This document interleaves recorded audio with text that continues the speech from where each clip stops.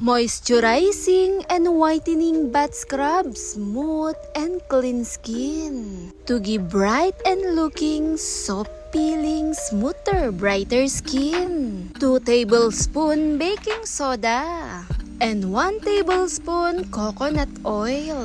Baking soda helps to gently exfoliate to give brighter and smooth skin. Coconut oil is a natural moisturizer that helps to soften and hydrate your skin. Napakasimple, madaling gamitin para sa mga kamay, braso, binti, siko at paa na nagbibigay malambot, makinis lalo sa kutis. Dahil dito perfect kombinasyon kasama ng coconut oil, lack of moisture.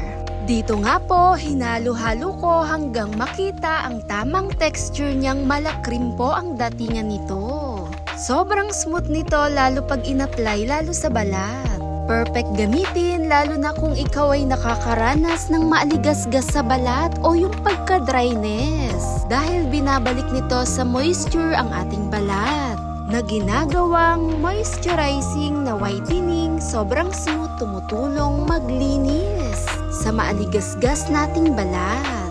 Kahit saan parte ng katawan natin, pwede natin itong ilinis at i-apply, i-scrub lamang. 5 to 10 minutes, pwede na rin itong banlawan, pwede mong isabay sa pagligo kahit 2 beses sa isang linggo, pwede po, na nagbibigay exfoliate, lambot sa kutis. Madalas kong gamit sa pag-i-scrub gaya na rin sa aking mga kamay, braso, tuhod, kahit siko, pwede.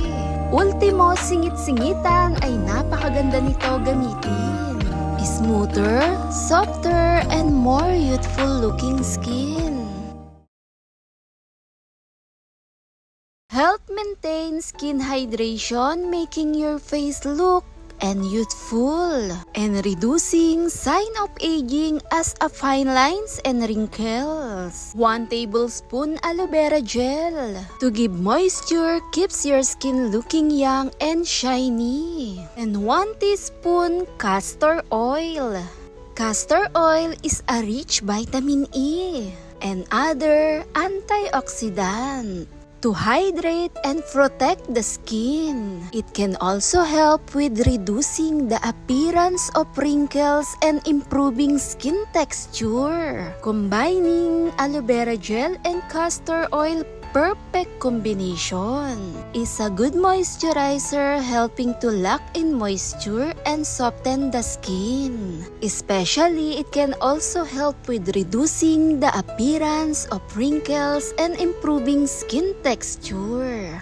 It smoothes the skin, is moisturizing, stay hydrated, and protect the skin. It can be used as a cleanser.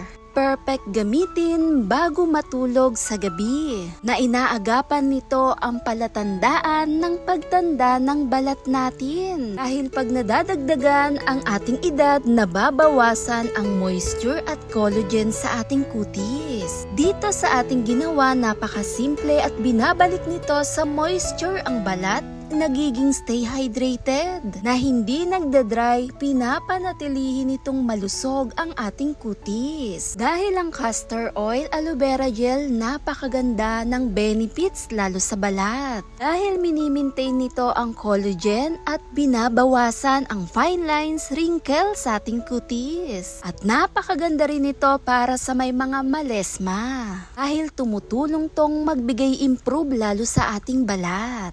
Thanks for watching guys. Bye!